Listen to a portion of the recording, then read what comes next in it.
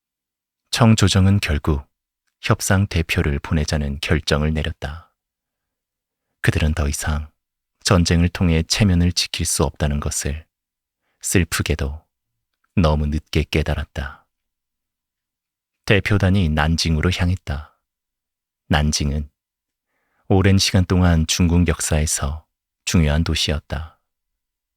그러나 그날 그 도시는 새로운 역사의 시작이 아닌 한 시대의 종말을 기록하는 장소가 되고 있었다.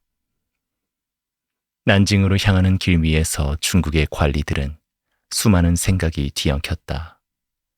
패배의 이유도, 전쟁의 기원도, 앞으로의 미래도 아무도 명확히 말하지 못했다. 그러나 한 가지 사실만은 분명했다. 청제국이 이 협상에서 얻을 수 있는 것은 없었다. 지킬 수 있는 것만 남아있을 뿐이었다. 강 위로 불어오는 바람은 서늘하고 무거웠다.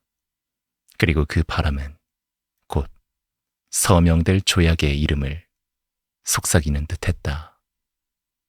난징. 그곳에서 오랜 제국은 시대의 문 앞에 도착하고 있었다. 난징 조약. 난징. 양쯔강 남쪽에 자리한 이 고요한 도시는 오랜 시간 동안 문화, 정치, 군사 중심지로 기능해왔다. 그러나 1842년 여름, 이 도시는 전혀 다른 얼굴을 하고 있었다. 영국 함대는 난징 앞까지 도착했다. 전투는 이미 여러 차례 벌어졌고 청나라는 주요 전략 거점을 잃어가고 있었다. 양쯔강을 장악한 영국 해군은 도시 하나하나를 압박하며 협상 테이블로 나아가는 길을 열었다. 난징 앞에 도착했을 때 영국 군함의 포문은 여전히 열려 있었다. 그들은 마지막 일격을 가하지는 않았지만 무력의 존재 자체가 협상이었다. 그 압박은 말보다 강했고 한 제국의 운명을 올가매는 조용한 사슬과도 같았다. 청조정에서 파견된 대표단은 무거운 침묵 속에서 난징에 들어섰다.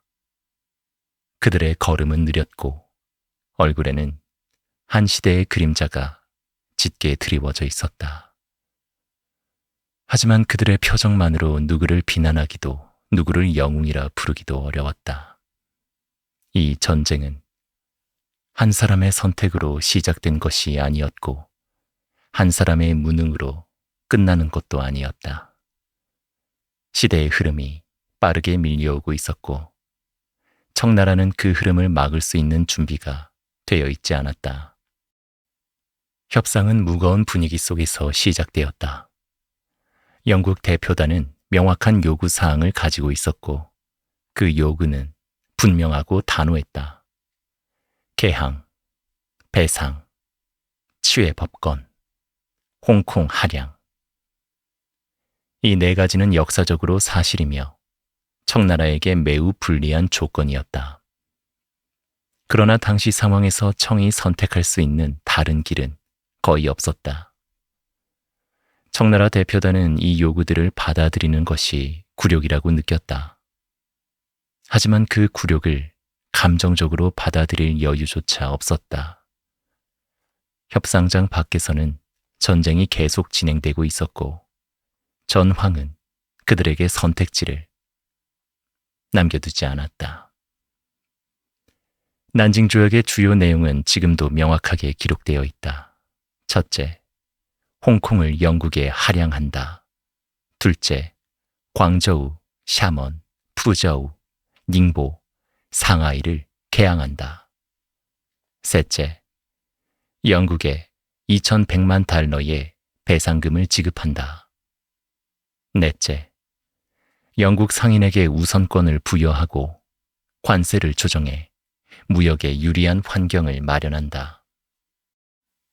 이 조약은 청나라가 서양 열강 앞에서 문을 연 첫 기록이 되었고 동아시아 질서가 바뀌는 시발점이 되었다. 협상장 안에서는 겉보기보다 조용한 긴장감이 맴돌았다. 책상 위에 문서 한 장, 서명 하나가 제국의 운명을 결정하는 순간이었다. 청나라 대표단 중 한 명은 후대 기록에서 이렇게 말했다고 전해진다. 우리는 강을 막을 힘이 없었고 바람을 돌릴 힘도 없었다. 남은 건 체면이 아닌 생존이었다.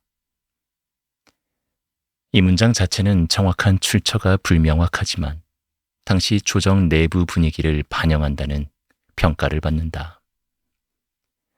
반면 영국 외교관들은 전쟁에서 승리했다기보다는 협상을 이끌어냈다는 평가를 선호했다. 그들의 목적은 중국 시장을 열고 유럽 상업의 흐름을 세계로 확장하는 것이었지, 중국을 완전히 무너뜨리는 것이 아니었다. 그러나 그 목적이 무엇이든 결과는 역사가 말해준다. 난징 조약은 청나라 역사에서 굴욕의 조약으로 기록되며 그 여파는 이후 수십 년 동안 내부 혼란과 외세 침입으로 계속 이어졌다. 조약문이 서명된 그날 난징의 하늘은 흐렸다고 한다. 어떤 이는 그 하늘을 제국의 미래를 예감한 듯한 색이라 표현했고, 어떤 이는 그저 여름의 습한 날씨였다고 적었다. 역사는 감정을 기록하지 않지만 사람은 늘 감정을 덧붙여 기억한다. 협상 대표단이 난징을 떠날 때 도시는 고요했다. 아무 환영도 아무 비난도 없었다. 사람들은 각자의 일상으로 돌아가려 했고 전쟁이 남긴 상처 위에서 삶을 다시 세우기 위해 애썼다. 난징 조약은 누구의 승리도 아니었다. 영국에게는 필요했던 조치였고 청에게는 피할 수 없었던 선택이었다. 그러나 한 가지 점에서만큼은 역사가 명확히 말한다. 이 조약은 한 제국의 닫힌 문이 열리는 순간이었고 그 문이 열리자마자 더 큰 시대의 파도가 밀려왔다. 난징의 강물은 그날도 조용히 흐르고 있었다.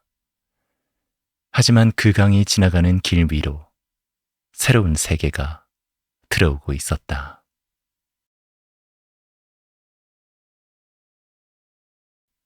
전쟁 이후의 그림자. 난징 조약이 체결된 뒤 전쟁은 갑작스레 그리고 어색할 만큼 조용하게 멈췄다. 포탄의 냄새는 바람에 흩어졌고 도시는 천천히 제자리를 찾으려 했다. 하지만 그 침묵 속에는 말로 표현할 수 없는 피로와 허무가 내려앉아 있었다. 전쟁은 끝났지만 문제는 끝나지 않았다.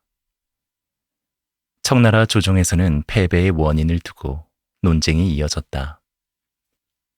어떤 이들은 영국의 침략을 탓했고 어떤 이들은 임칙서의 조치를 비난했다.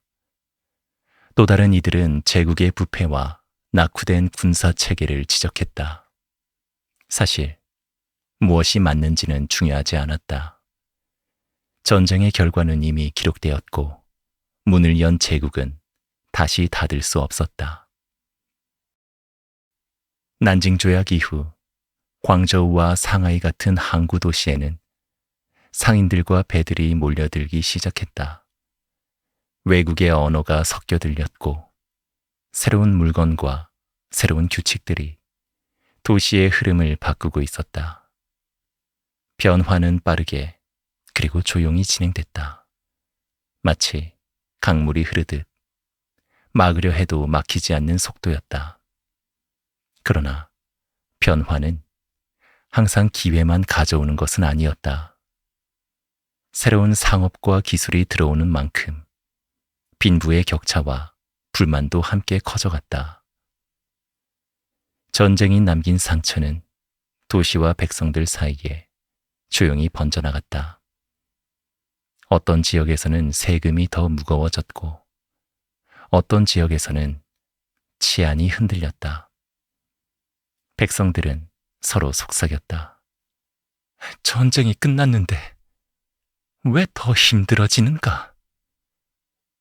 실제로 여러 지방의 보고서에는 민중의 불만이 증가하고 있다는 기록이 남아있다. 이러한 불만은 나중에 더 큰 혼란을 부르는 불씨가 되었다. 그 불씨는 머지않아 거대한 폭풍으로 이어진다.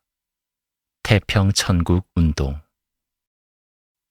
청나라 역사에서 가장 큰 내란이자 수천만 명이 희생된 비극이었다. 아편전쟁이 그 직접적인 원인은 아니었지만 문이 열린 뒤 들어온 변화, 전쟁의 충격, 조정의 혼란은 그 폭풍을 피할 수 없게 만들었다. 한 시대가 천천히 저물고 있었고 그 자리에 새로운 시대가 들어오고 있었다. 영국도 청나라도 누구도 그 변화를 완전히 예상하지 못했다. 전쟁은 누군가의 승리처럼 보였지만 실제로는 모두에게 부담이자 책임이었다. 난징 조약이 체결된 지 얼마 지나지 않아 한 관리가 이렇게 적었다고 한다. 우리는 강을 건넜다. 이제 돌아갈 수는 없다. 출처는 정확하지 않지만 그 시대 전체의 마음을 담은 문장이라 평가된다. 모든 전쟁은 승리와 패배를 남기지만 이 전쟁은 시대를 둘로 나누어 버렸다. 중국은 문을 열었고 세계는 그 문을 통해 들어왔다. 그리고 그 문턱 위에서 아시아의 근대가 시작되었다. 난징의 강물은 그때도 지금도 조용히 흐르고 있다. 피로 물들지도 않고 승리의 노래를 전하지도 않는다. 그저 흐르고 지나가고 기억할 뿐이다. 아편전쟁은 그렇게 막을 내렸다. 그러나 이 전쟁이 남긴 그림자는 당분간 사라지지 않았다. 한 제국의 문이 열리며 시작된 변화. 그 변화 위에서 사람들은 다시 살아가야 했다. 그리고 그 이야기는 여기서 끝나지 않는다.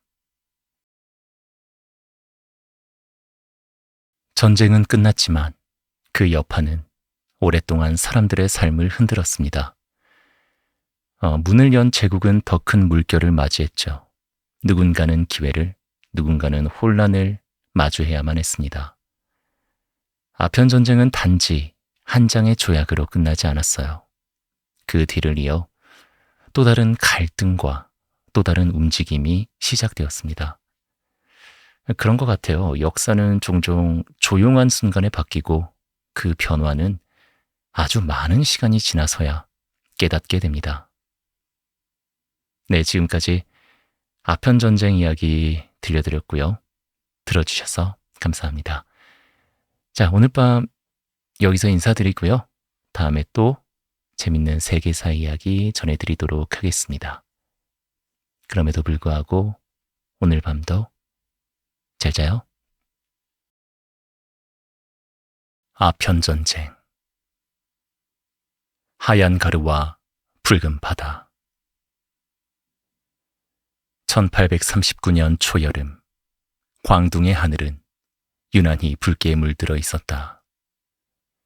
바다와 하늘 사이가 희미하게 뒤엉켜 어디가 수평선인지 구분되지 않을 만큼 흐린 날이었다. 항구를 오가는 사람들은 익숙한 듯 분주했지만 그들의 발걸음 아래엔 보이지 않는 균열이 생기고 있었다. 누구도 눈치채지 못한 채 제국은 서서히 기울고 있었다. 바람은 습기를 머금고 천천히 불어왔다. 그러나 그 바람에 실린 것은 짠 바다 냄새가 아니었다. 희고 가벼운 가루였다. 손끝에 닿으며 나무 냄새도 느껴지지 않지만 그것이 폐 깊숙이 스며들면 사람들은 기침을 했다. 어떤 이들은 그 기침이 멈추자 삶도 함께 멈추었다. 이 가루는 고통을 잊게 했다. 슬픔도 배고픔도 아이의 울음도 희미해졌다.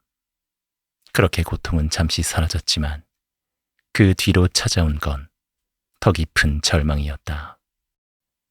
기록에 따르면 이 시기 광동 지역의 아편 중독자는 하루에도 수만 명씩 늘어났다고 한다. 불과 몇 년 사이 수많은 가정이 파탄났고 일할 수 있는 젊은이들이 거리로 사라졌다. 제국을 지탱하던 기반은 그렇게 무너져갔다. 영국 상인 찰스 엘리엇이 남긴 문건에는 이렇게 적혀 있다. 천국의 은은 끝없이 흘러나온다. 그리고 그 대가로 우리는 그저 가루 하나를 내보낼 뿐이다. 그 문장의 옆에는 작은 글씨로 한 문장이 더 남겨졌다고 전해진다. 상업은 도덕보다 앞선다. 우리가 원하는 것은 하나, 문이 열리는 것. 이 문장 자체가 공식 기록으로 확인되지는 않지만 영국 의회 발언과 외교 문서로 미루어 볼 때 그 의도는 분명했다. 영국은 무역의 불균형을 바로잡기 위해 은 대신 중독을 수출하고 있었다. 그들이 요구한 문은 단순한 교역 항구가 아니라 거대한 제국의 관문이었다. 중국의 남부지방 행정문서에는 아편 중독으로 인해 농업이 중단되고 가정이 붕괴되며 아이들이 굶어 죽는다는 보고가 반복적으로 등장한다. 백성들 중 어떤 이는 이렇게 말했다고 전해진다. 그 가루를 처음 피웠을 때 나는 며칠 동안 먹지 않아도 배고프지 않았어. 아이가 울어도 귀에 들리지 않았지. 그리고 그 아이는 며칠 뒤에 조용히 죽었어. 이 대사는 창작이지만 같은 내용의 고발문이 지방 관료의 보고에서 확인된다. 고통을 잊기 위해 피운 가루가 제국 전체를 잊게 만들고 있었다. 1839년 6월 광둥에 한 사내가 도착한다. 그의 이름은 임칙서. 현실을 직면하고 행동하려 했던 제국의 마지막 방패. 그는 부임하자마자 황제에게 상소를 올린다. 마약에 잠식된 백성은 더 이상 백성이 아닙니다. 이를 막지 못한다면 제국은 이미 기울고 있사옵니다. 이 문장은 실제 그의 상소문에 남아있는 기록이다. 구연잔천, 부족이 위국. 그저 숨만 붙인다고 해서 그것이 나라로 남을 수는 없습니다. 그는 결단을 내린다. 압수된 아편을 모두 수거하여 바다로 운반하게 한다. 약 1000톤. 사람들은 그것을 바람 아래 실어 나르며 바다가 그 독을 씻어낼 수 있을지 의문을 품었다. 하얀 가루가 파도 위에 흩뿌려졌고 바다는 잠시 그 모든 것을 삼켰다. 기록에 따르면 그날 바다는 평소보다 진한 색으로 일렁였다고 한다. 실제로 붉게 물들었다는 증거는 없지만 그 행동 이후 제국은 붉은 역사를 맞이하게 된다. 아편이 사라졌지만 영국은 사라지지 않았다. 임칙서는 바다를 바라보며 이렇게 적었다고 전해진다. 하늘과 바다를 씻어낸다 하였으니 이제 남은 것은 사람의 마음이다. 이 문장은 비공식 문서에 남겨진 것으로 정확한 진위 여부는 논란이 있다. 그러나 역사는 그의 결단을 기억했다. 그가 선택한 날 이후 세계는 변하기 시작했다. 멀리 바다 건너 영국의 함대가 조용히 전진하고 있었다. 바람은 점점 방향을 바꾸고 있었고 대지에서는 보이지 않는 긴장감이 올라왔다. 사람들은 여전히 그것이 폭풍의 전조인지도 몰랐다. 항구는 고요했고 하늘은 아름다웠다. 하지만 역사란 가장 고요한 순간에 가장 큰 파열을 품고 있는 법이다. 그날 이후 이어진 것은 폭풍이었다. 문은 결국 열렸고 그 안으로 들어온 것은 상업도 문명도 아니었다. 화약, 철, 그리고 제국의 꿈을 무너뜨릴 냉정한 의지였다. 철과 화약의 그림자. 1839년 여름이 깊어가고 있을 무렵 광둥의 바람은 묘하게 차가웠다. 습한 공기 속에 알 수 없는 불안이 섞여 있었다. 사람들은 그것을 날씨 탓이라고 생각했지만 사실 그 바람은 바다 건너에서 불어오고 있었다. 그 바람에 실린 것은 계절이 아니라 전쟁의 기척이었다. 광둥 앞바다에 흩어진 아편의 가루는 이미 파도 속으로 사라졌다. 하지만 영국은 그 가루가 사라진 사실을 잊지 않았다. 정확히 말하자면 잊지 않은 것이 아니라 용납하지 않았다. 영국 의회는 격렬한 논쟁 끝에 한 가지 결론을 내렸다. 중국이 우리 재산을 파괴했다. 국익을 위해 무력을 사용할 수밖에 없다. 이 발언은 실제 영국 의회 기록에 남아있는 문장이다. 이 단호한 문장은 결국 한 가지를 의미하고 있었다. 전쟁을 할 준비가 끝났다는 것. 영국 해군은 이미 움직이고 있었다.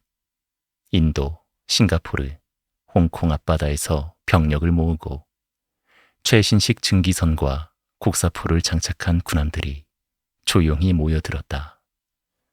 당시 기록은 영국 함대가 증기선 4척, 범석 16척, 그리고 수백 문 이상의 함포를 갖추고 있었다고 남긴다.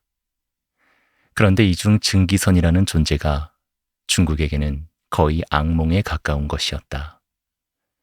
청나라의 일반 전선은 대부분 도추로 바람을 받아 움직이는 범선이었다. 하지만 영국의 증기선은 바람이 없는 밤에도 폭풍 속에서도 강을 거슬러 올라서도 전진할 수 있었다. 당시의 중국 해군 장수들이 남긴 기록에는 이상한 검은 배가 바람 없이 움직인다. 귀신의 것인지 분간할 수 없다는 문장이 실제로 존재한다. 백성들에게 이 소문은 믿기 어려웠다. 바람 없이 가는 배가 있다고? 그런 게 어찌 세상에 있겠어. 사람들은 웃었다. 하지만 그 웃음은 오래가지 않았다. 검은 연기를 뿜으며 영국의 증기선이 실제로 그들의 눈앞에 모습을 드러냈기 때문이다. 광둥 해안의 감시초소에는 영국의 함대가 먼 바다에서 줄지어 전진해오는 모습이 보였다. 해가 지는 방향에서 점처럼 보이던 배들은 시간이 지날수록 형태를 드러냈다. 아무런 깃발도 흔들리지 않는 배, 그러나 바람과 무관하게 천천히 그리고 직선으로 앞으로 나아갔다. 그것은 중국이 한 번도 마주한 적 없는 기술이었다. 임칙선은 보고를 받고 조용히 문서를 내려놓았다. 그는 자신이 부수어버린 아편이 결국 전쟁의 불씨가 되었다는 사실을 누구보다 잘 알고 있었다. 하지만 그는 후회하지 않았다. 기록에 따르면 그는 부하에게 이렇게 말했다고 한다. 백성을 살리기 위해 바다의 독을 버렸다. 그것이 전쟁을 불러온다 해도 나는 옳은 일을 했다. 이 발언의 정확한 원문은 확인되지 않지만 여러 사료들이 임칙서의 결단을 국가적 도덕을 위한 선택이라고 서술하고 있다.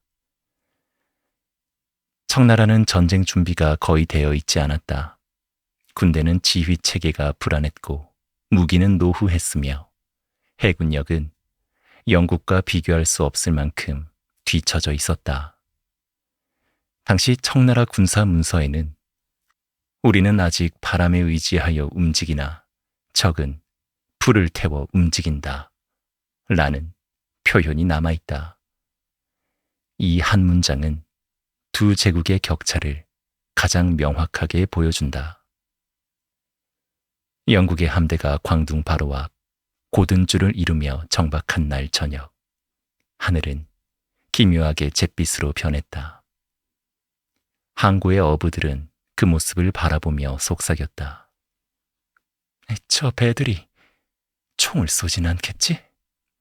그러나 누구도 대답할 수 없었다. 밤이 깊어갈 때쯤 바다 위에 떠있는 영국 군함들은 검은 그림자처럼 움직임을 멈췄다. 바람이 멎고 파도까지 잦아들었다. 그 고요는 너무 완전해서 오히려 사람들을 불안하게 만들었다. 청나라의 장교 한 명은 일기에 이렇게 적었다. 밤의 바다는 마치 거대한 괴물이 숨을 참고 있는 것 같았다.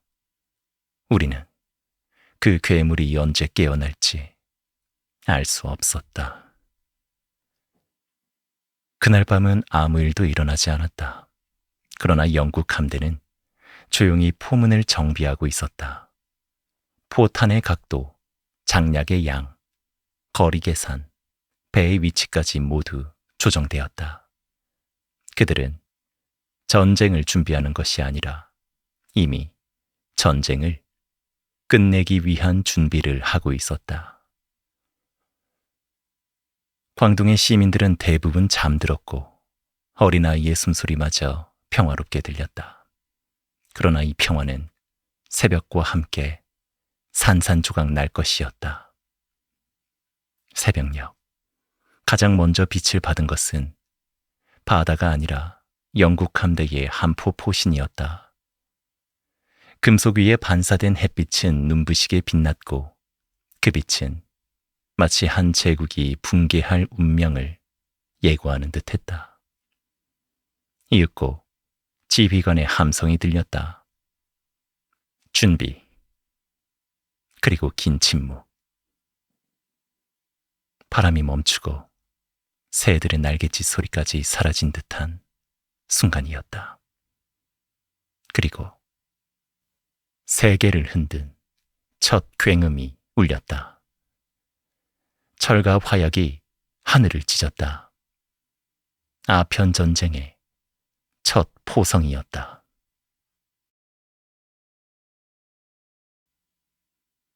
광저우의 불길. 새벽의 첫 포성이 광둥의 하늘을 찢고 지나갔다.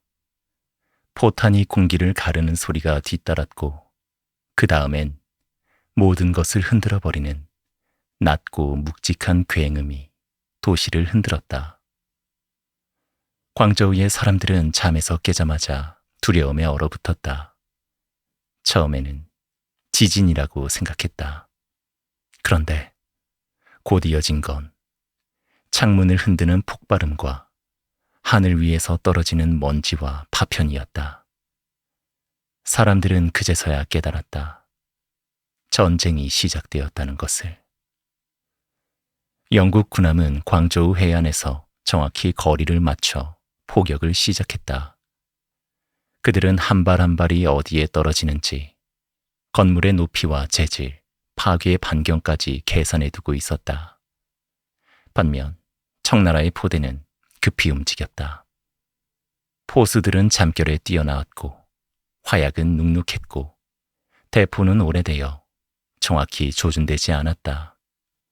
기록에 따르면 첫 사흘간의 전투에서 영국은 거의 탄착 지점 오차 몇 미터 단위의 정밀 포격을 했다고 한다. 반대로 청나라 측 보고에는 우리의 포탄은 바다로 떨어지거나 적선과 한참 떨어진 곳에 닿았다는 기록이 남아있다. 이 기록만 봐도 전쟁의 승패는 이미 기울어 있었다. 광저우의 항구 주변은 순식간에 불길에 휩싸였다. 목조 창고들은 연기와 함께 붕괴했고 아침 햇빛이 들이우기도 전에 도시는 거대한 연무 속에 잠겼다. 하지만 무엇보다도 사람들을 공포에 빠뜨린 것은 포성이 아니라 그 뒤를 잇는 영국 함대의 근접 사격이었다. 청나라 장수 중 한 명은 일기에 이렇게 적었다. 그들은 마치 사냥을 하듯 움직였다. 우리의 약한 부분만 골라 공격했다. 우리가 무엇을 할 수 있는지조차 알기 전에 이미 모든 것이 무너져 있었다. 임칙선은 전투가 시작되었다는 보고를 받고 즉시 해안으로 향했다. 불길이 솟아오르고 백성들이 울부짖으며 도망치는 모습을 보자 그는 말없이 주먹을 꽉 쥐었다. 기록에 남아있진 않지만 당시 함께 있던 관원들의 증언에 따르면 임칙선은 그 순간 아무 말도 하지 않았다고 한다. 그저 눈앞의 참상을 바라보며 입술을 단단히 깨물고 있을 뿐이었다. 그러나 그는 손을 놓지 않았다. 광저우를 지키기 위해 모든 병력과 군량을 총동원했다. 하지만 청나라 군대는 전쟁을 깊게 이해한 적이 없었다. 대부분이 농번기와 비번기를 오가며 일시적으로 동원된 병사였다. 그들에게 영국의 정규군을 상대하는 것은 애초에 불가능에 가까운 일이었다. 시민들은 점점 더 깊은 공포에 빠졌다. 폭발음이 잦아들 때마다 사람들은 숨을 고르고 다음 포성이 언제 올지 귀 기울였다. 그러나 다음 포성은 언제나 더 가까웠다. 더 정확했다. 더 파괴적이었다. 도시 전체가 흔들리는 동안 한 노인은 폐허가 된 자신의 집 앞에서 무너진 벽에 기댄 채 중얼거렸다. 하늘은 왜 우리를 버리시는가?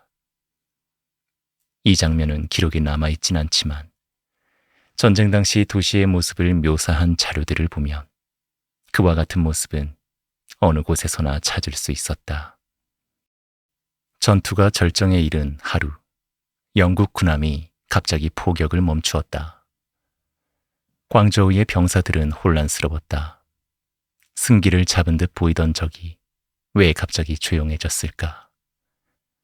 그러나 그 침묵은 폭풍의 휴식일 뿐이었다.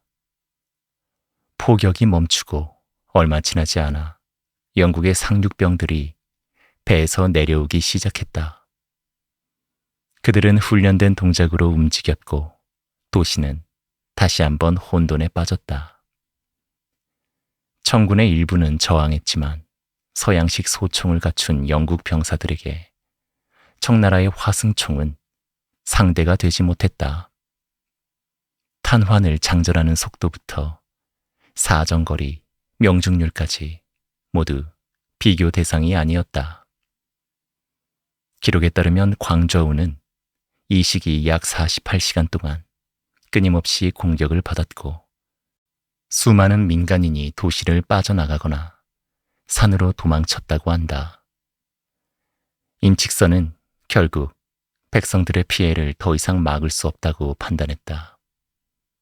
그는 지휘관들과 긴급 협의 끝에 광저우의 방어선을 후퇴시키고 일부 지역을 임시로 내어주기로 결정했다. 이 결정은 비난도 받았지만 그가 선택하지 않았다면 도시는 폐허가 되었을 것이다. 후대 역사학자들은 이 결정을 흔히 최악을 피하기 위한 최선이라고 평가한다. 전투는 그렇게 첫 국면을 지나갔다.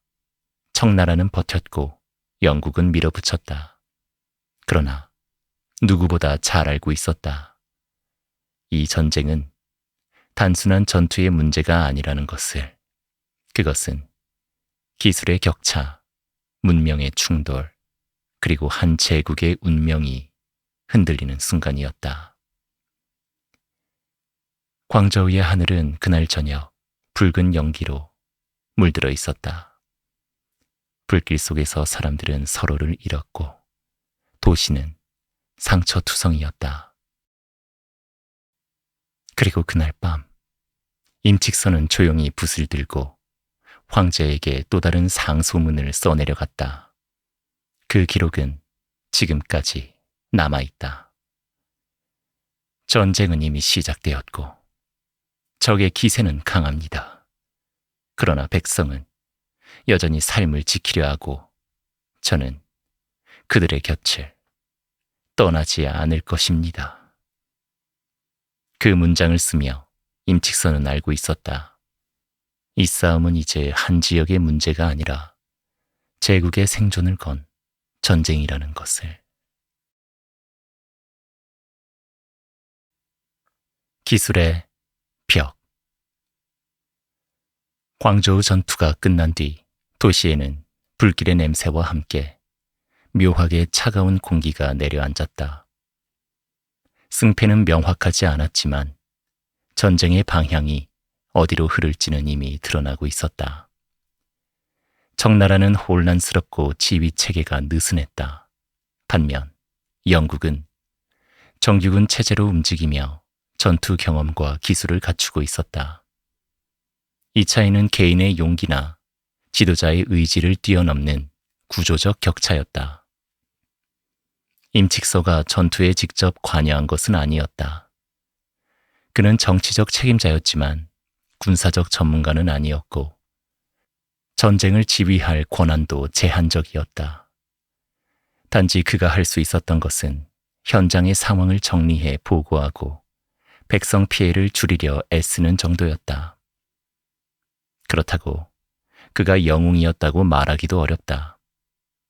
그의 상소문과 조치들은 의도는 분명했으나 청제국 전체의 문제, 부패, 내부 분열, 군사력 낙후를 막기엔 너무 늦은 대응이었다. 후대에서 임칙서를 도덕적 인물로 평가하는 이들이 있는 반면 실질적 대응 능력은 부족했다고 비판하는 역사가들도 존재한다. 전쟁은 개인의 능력을 넘어선 영역으로 이미 커져가고 있었다. 영국은 자신들이 옳다고 믿었다기보다 상업적 이해관계와 국가 이익을 위해 움직인 것이었다. 문을 열어라. 이것이 영국의 입장이다. 아편은 그 목적을 위한 도구였고 그 도구를 파괴한 청나라를 상대로 군사력을 동원하는데 주저함이 없었다. 청나라는 제국의 자존심을 지키려 했지만 그 자존심이 곧 국력을 의미하는 건 아니었다. 큰 제국임에도 불구하고 근대화를 거부하고 군사 산업 혁신에 뒤처진 결과가 이 전쟁에서 그대로 드러난 것이다. 기술의 차이는 전장 곳곳에서 모습을 드러냈다. 영국의 증기선은 바람과 무관하게 움직였고 포탄은 장거리에서도 정확히 명중했다. 훈련된 병사들은 정해진 대형을 유지하며 이동했다. 그들의 움직임은 단순한 무력이 아니라 산업혁명 이후에 국가가 가진 종합적 능력이었다. 반면 청의 병사들은 각 지방에서 급히 동원된 경우가 많았고 사용하는 무기는 지역마다 제각각이었다. 화승총과 낡은 대포, 그리고 병력 일부는 아직 활과 창을 사용했다. 이것은 용기의 문제가 아니라 시대가 요구하는 무기 체계 자체가 달랐던 것이다. 전쟁은 양측 모두에게 명확한 교훈을 남겼다. 영국은 군사력과 무역은 분리될 수 없다고 보았고 청나라는 제국의 크기가 국력의 크기는 아니다는 사실을 피로써 확인하고 있었다. 광저우 전투 이후 양측의 사절단은 잠시 협상을 시도했다. 그러나 협상은 오래가지 않았다. 영국은 개항과 무역 보장을 요구했고 청나라는 그 요구를 제국의 체면을 무너뜨리는 일이라 판단했다. 양측 모두 양보할 의사가 없었기에 전쟁은 지속될 수밖에 없었다. 서로의 문화, 언어, 정치 체계는 너무 달랐고 그 차이를 좁히기엔 세계는 이미 빠르게 움직이고 있었다. 당시의 보고서 중에는 이런 문장이 남아있다. 적은 기술로 우세했고 우리는 체제로 지연되었다. 이 기록은 어느 누구의 편도 들지 않는다. 그저 그 시대를 정확히 묘사할 뿐이다. 전쟁은 이어졌고 청제국은 더 많은 전투에서 밀리기 시작했다. 군대는 산발적으로 흩어졌고 지휘관들은 서로 상반된 보고를 올렸다. 어떤 지역은 방어를 포기했고 어떤 지역은 끝까지 항전하다 도시가 불탔다.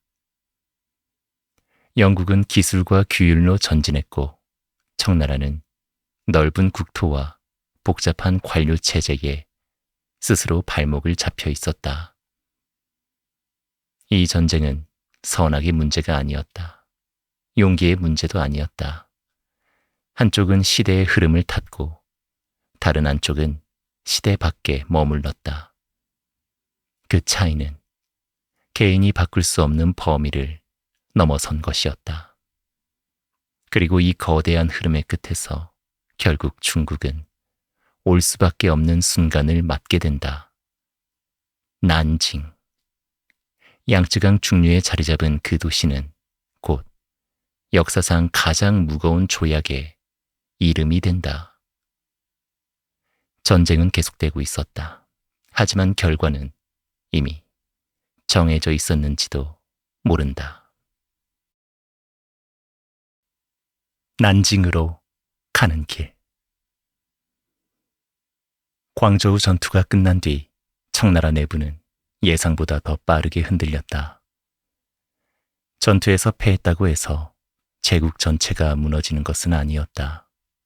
그러나 패배의 소식이 관료제 곳곳을 통과하는 동안 문제는 전투의 결과가 아니라 패배했다는 사실 자체를 받아들이는 방식이었다. 각지의 관리들은 책임이 자신에게 돌아오는 것을 두려워해 전황을 축소하거나 혹은 서로 다른 보고를 올렸다. 어떤 보고에는 적이 물러났다고 쓰여 있었고 다른 보고에는 도시는 무너졌고 인명피해가 크다고 적혀 있었다. 전황은 혼란 자체였다. 반면 영국 측 보고는 간결하고 명확했다. 광저우의 방어 체계는 약하고 추가 진격은 가능하다. 그들은 제국 전체를 상대하고 있다는 긴장감보다 전략적 목표에 가까운 상업적 계산을 하고 있었다. 개항, 무역, 보상, 그것이 그들의 목적이었다. 청나라 조정에서는 의견이 엇갈렸다. 협상을 시도해야 한다. 적을 몰아내야 한다. 바다를 지켜야 한다. 이 목소리들은 하나로 합쳐지지 못했다. 제국이 넓다는 것은 때로는 빠른 결정을 내리지 못한다는 의미이기도 했다. 그때 황제는 임칙서를 다시 불러 광저우 사태의 책임을 물었다. 임칙서는 아편을 몰수했고 그것이 영국을 자극한 것은 사실이었다. 그러나 그의 결정은 제국을 지키기 위한 것이었지 전쟁을 부르기 위한 것이 아니었다. 그럼에도 불구하고 그는 정치적 희생양이 되었다. 그가 영웅이 되지도 반역자가 되지도 못한 이유는 간단했다. 그는 거대한 구조 속 한 명의 관료였을 뿐이었다. 임칙서가 자리에서 물러난 날, 궁정에서는 정적이 감돌았다. 누구도 승리한 사람이 없었기 때문이다. 그리고 이 결정은 전쟁의 방향을 되돌리는데 아무런 영향을 주지 못했다. 영국 함대는 이미 다음 목표를 향해 움직이고 있었다. 그 목표는 양쯔강이었다. 영국 군함이 양쯔강으로 진입하자 도시는 사실상 방어할 방법이 없었다.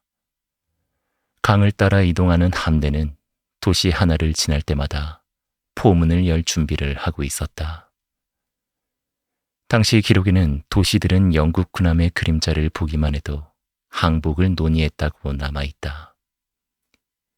강 위를 미끄러지듯 움직이는 증기선은 당시 중국인들에게는 거의 괴물처럼 보였다고 한다. 바람의 방향과 상관없이 움직였고 물이 얕은 구간도 쉽게 통과했다. 이는 청나라의 방어 구상을 처음부터 무력화시키는 기술이었다. 어떤 지역에서는 조용히 문을 열고 영국군을 맞이했다. 전투가 벌어지면 도시가 불탈 것이 뻔했고 백성들의 피해가 클 것이기 때문이었다. 이 선택을 비겁하다고 말하긴 어렵다. 전쟁에서 생존을 위한 결정은 때로는 싸움보다 용감할 때도 있었다. 그러나 모든 도시가 그렇게 문을 연 것은 아니었다. 곳곳에서 산발적인 저항이 벌어졌고 어떤 병사들은 끝까지 성문을 지키며 싸웠다. 그들의 이름은 역사에 크게 남아있지 않다. 전쟁은 개인의 용기를 세세히 기록하지 않는다. 결과만 기록할 뿐이다. 양쯔강 상류에서 영국 함대는 다시 한번 포문을 열었다. 도시의 성벽은 폭발음과 함께 크게 무너져 내렸고 백성들은 강가로 몰려들며 살 길을 찾아 도망쳤다. 전염병과 기근이 뒤따랐다. 전쟁은 총과 칼뿐 아니라 삶의 모든 기반을 흔드는 것이었다. 청조정은 결국 협상 대표를 보내자는 결정을 내렸다. 그들은 더 이상 전쟁을 통해 체면을 지킬 수 없다는 것을 슬프게도 너무 늦게 깨달았다. 대표단이 난징으로 향했다. 난징은 오랜 시간 동안 중국 역사에서 중요한 도시였다. 그러나 그날 그 도시는 새로운 역사의 시작이 아닌 한 시대의 종말을 기록하는 장소가 되고 있었다. 난징으로 향하는 길 위에서 중국의 관리들은 수많은 생각이 뒤엉켰다. 패배의 이유도, 전쟁의 기원도, 앞으로의 미래도 아무도 명확히 말하지 못했다. 그러나 한 가지 사실만은 분명했다. 청제국이 이 협상에서 얻을 수 있는 것은 없었다. 지킬 수 있는 것만 남아있을 뿐이었다. 강 위로 불어오는 바람은 서늘하고 무거웠다. 그리고 그 바람은 곧 서명될 조약의 이름을 속삭이는 듯했다. 난징. 그곳에서 오랜 제국은 시대의 문 앞에 도착하고 있었다. 난징 조약. 난징. 양쯔강 남쪽에 자리한 이 고요한 도시는 오랜 시간 동안 문화, 정치, 군사 중심지로 기능해왔다. 그러나 1842년 여름, 이 도시는 전혀 다른 얼굴을 하고 있었다. 영국 함대는 난징 앞까지 도착했다. 전투는 이미 여러 차례 벌어졌고 청나라는 주요 전략 거점을 잃어가고 있었다. 양쯔강을 장악한 영국 해군은 도시 하나하나를 압박하며 협상 테이블로 나아가는 길을 열었다. 난징 앞에 도착했을 때 영국 군함의 포문은 여전히 열려 있었다. 그들은 마지막 일격을 가하지는 않았지만 무력의 존재 자체가 협상이었다. 그 압박은 말보다 강했고 한 제국의 운명을 올가매는 조용한 사슬과도 같았다. 청조정에서 파견된 대표단은 무거운 침묵 속에서 난징에 들어섰다. 그들의 걸음은 느렸고 얼굴에는 한 시대의 그림자가 짙게 드리워져 있었다. 하지만 그들의 표정만으로 누구를 비난하기도 누구를 영웅이라 부르기도 어려웠다.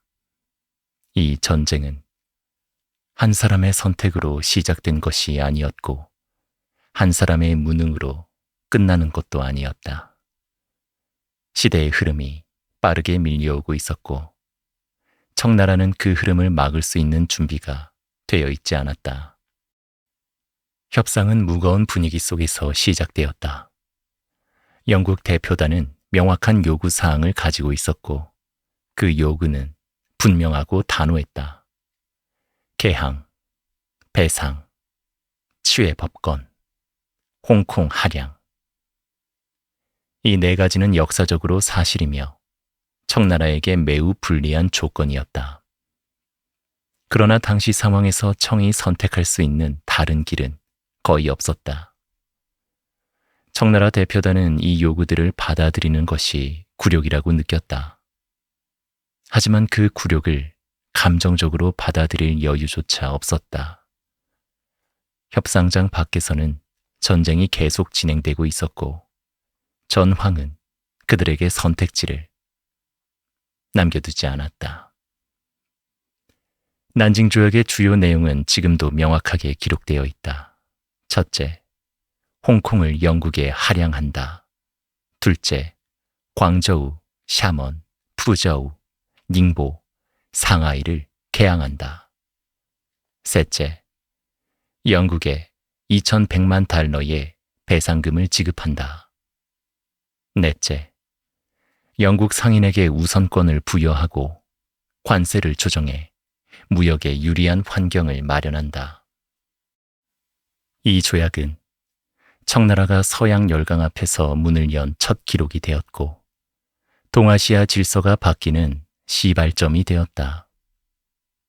협상장 안에서는 겉보기보다 조용한 긴장감이 맴돌았다. 책상 위에 문서 한 장, 서명 하나가 제국의 운명을 결정하는 순간이었다. 청나라 대표단 중 한 명은 후대 기록에서 이렇게 말했다고 전해진다. 우리는 강을 막을 힘이 없었고 바람을 돌릴 힘도 없었다. 남은 건 체면이 아닌 생존이었다. 이 문장 자체는 정확한 출처가 불명확하지만 당시 조정 내부 분위기를 반영한다는 평가를 받는다. 반면 영국 외교관들은 전쟁에서 승리했다기보다는 협상을 이끌어냈다는 평가를 선호했다.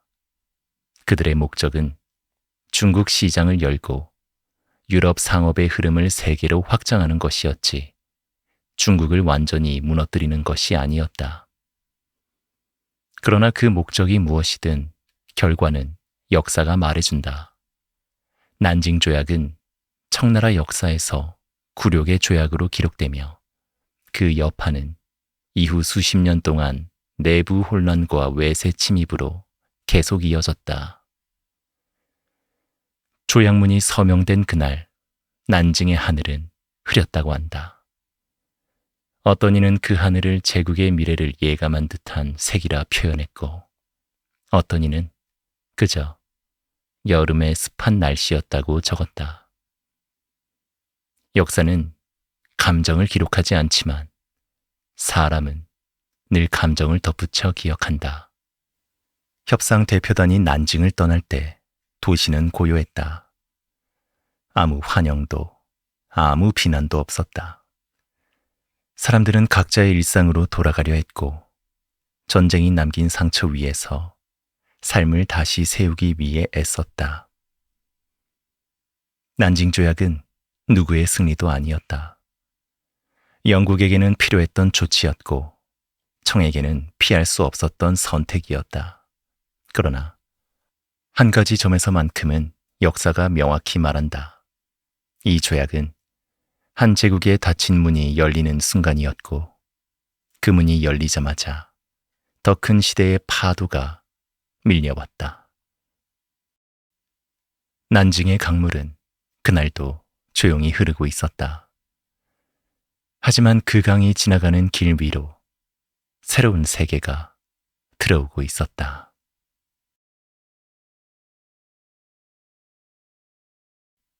전쟁 이후의 그림자. 난징 조약이 체결된 뒤 전쟁은 갑작스레 그리고 어색할 만큼 조용하게 멈췄다. 포탄의 냄새는 바람에 흩어졌고 도시는 천천히 제자리를 찾으려 했다. 하지만 그 침묵 속에는 말로 표현할 수 없는 피로와 허무가 내려앉아 있었다. 전쟁은 끝났지만 문제는 끝나지 않았다. 청나라 조정에서는 패배의 원인을 두고 논쟁이 이어졌다. 어떤 이들은 영국의 침략을 탓했고 어떤 이들은 임칙서의 조치를 비난했다. 또 다른 이들은 제국의 부패와 낙후된 군사 체계를 지적했다. 사실 무엇이 맞는지는 중요하지 않았다. 전쟁의 결과는 이미 기록되었고 문을 연 제국은 다시 닫을 수 없었다. 난징 조약 이후 광저우와 상하이 같은 항구 도시에는 상인들과 배들이 몰려들기 시작했다. 외국의 언어가 섞여 들렸고 새로운 물건과 새로운 규칙들이 도시의 흐름을 바꾸고 있었다. 변화는 빠르게 그리고 조용히 진행됐다. 마치 강물이 흐르듯 막으려 해도 막히지 않는 속도였다. 그러나 변화는 항상 기회만 가져오는 것은 아니었다. 새로운 상업과 기술이 들어오는 만큼 빈부의 격차와 불만도 함께 커져갔다. 전쟁이 남긴 상처는 도시와 백성들 사이에 조용히 번져나갔다.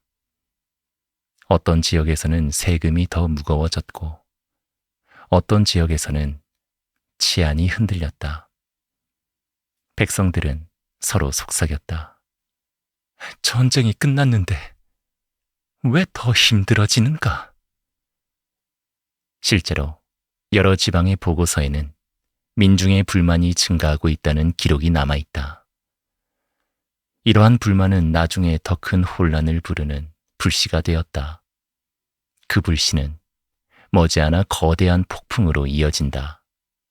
태평천국 운동. 청나라 역사에서 가장 큰 내란이자 수천만 명이 희생된 비극이었다. 아편전쟁이 그 직접적인 원인은 아니었지만 문이 열린 뒤 들어온 변화, 전쟁의 충격, 조정의 혼란은 그 폭풍을 피할 수 없게 만들었다. 한 시대가 천천히 저물고 있었고 그 자리에 새로운 시대가 들어오고 있었다. 영국도 청나라도 누구도 그 변화를 완전히 예상하지 못했다. 전쟁은 누군가의 승리처럼 보였지만 실제로는 모두에게 부담이자 책임이었다. 난징 조약이 체결된 지 얼마 지나지 않아 한 관리가 이렇게 적었다고 한다. 우리는 강을 건넜다. 이제 돌아갈 수는 없다. 출처는 정확하지 않지만 그 시대 전체의 마음을 담은 문장이라 평가된다. 모든 전쟁은 승리와 패배를 남기지만 이 전쟁은 시대를 둘로 나누어 버렸다. 중국은 문을 열었고 세계는 그 문을 통해 들어왔다. 그리고 그 문턱 위에서 아시아의 근대가 시작되었다. 난징의 강물은 그때도 지금도 조용히 흐르고 있다. 피로 물들지도 않고 승리의 노래를 전하지도 않는다. 그저 흐르고 지나가고 기억할 뿐이다. 아편 전쟁은 그렇게 막을 내렸다. 그러나 이 전쟁이 남긴 그림자는 당분간 사라지지 않았다. 한 제국의 문이 열리며 시작된 변화. 그 변화 위에서 사람들은 다시 살아가야 했다. 그리고 그 이야기는 여기서 끝나지 않는다.